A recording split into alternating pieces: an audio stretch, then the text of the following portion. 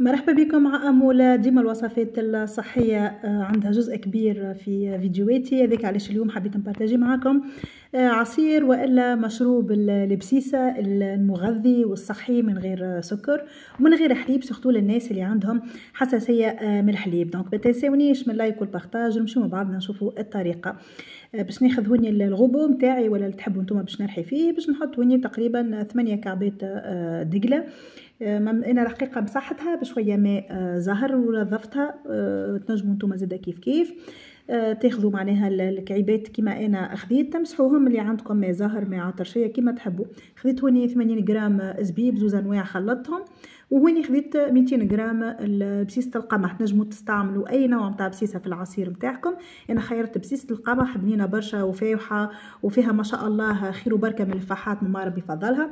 زوز مغارف كبار البيغ دو كاكاوات، زبده الفول السوداني الطبيعيه يعني ما فيهاش سكر، وهوني زوز مغارف كبار عطرشيه. بالنسبه تنجموا تعملوا تمر كهو، تنجموا تعملوا تمر وزبيب، تنجموا تحطوا تمر وتضيفوا يعني الكعبه موز، يعني الاختيار يرجع لكم. البيغ دو كاكاوات تنجموا تعوضوها بزبده الزوزه، بزبده زاده كيف كيف اللوز والا النوازيت. هوني 700 مليلتر حليب، سامحوني ماء خاطر ما استعملناش الحليب، دونك ماء كما شفتوا. نخلط من الاول شويه المكونات مع بعض، ومن بعد نقوي الفيتاس باش نرحي معناها الجو نتاعي بالباهي باش التمر يترحى والزبيب والكل. هذايا هو الفيديو. دونك غوسيت مزيانه برشا، بارتاجيها اليوم على طريقتي وصفتي الخاصه، ان شاء الله تعجبكم. عصير البسيسه والا المشروب يعني نتاع كل الاوقات نقول انا، سواء في الصيف في الشتاء ولا حتى في سيدي رمضان، يعني فريمون حاجه مغذيه وخاصه من غير سكر، بنينه برشا. وكما نقولوا احنا تعرفوا انتم فوائد البسيسه كي نحضروها في الدار يعني، وكل ما شاء الله هنا ماما ربي يفضلها ما شاء الله. يعني البسيسه ديما كما نقولوا احنا بالفحات خير وبركه.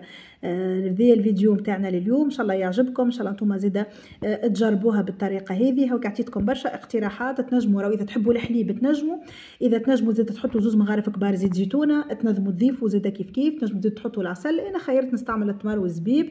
الحليب راهو تنجموا زاده كيف كيف كما قلت لكم، وتنجموا زاده تحطوا يعني كما نقولوا احنا المكونات اللي تشتيوهم انتوما واللي تحبوهم تشتيوهم يعني باش تحطوا في العصير نتاعكم. تحطوا دقله وبنان كما قلت لكم انا الاقتراحات بدايه الفيديو. ناخذوا الكرف نتاعنا باش نحطوا هوني العصير. هذايا هو، شوفوا التكستور قداش معناها فريمون، واللون زاده كيف كيف. لانها بسيسه القمح ما شاء الله يعني فاوحه بالفحات والبهارات ما شاء الله، يعني ماما ربي فضلها. ان شاء الله تعجبكم انتوما زاده كيف كيف الغوسيت. وهذا هو حبيت نبارطاجي معاكم. سيرتو ديما تطلبوني في الوصفات الصحيه والكل، موجود على قناتي على اليوتيوب اسمها كيتشن امل تونيزيان. ما شاء الله خير وبركه من الوصفات، وكل مره ان شاء الله نرجع معاكم بنه جديده. وهذه هي المحتوى نتاع الفيديو نتاعنا لليوم. ربي يفضلكم الناس الكل. عصير البسيسه يا جماعه والا مشروب صحي بنين برشا ومغذي لينا ولصغيراتنا. في امان الله، بسلامه.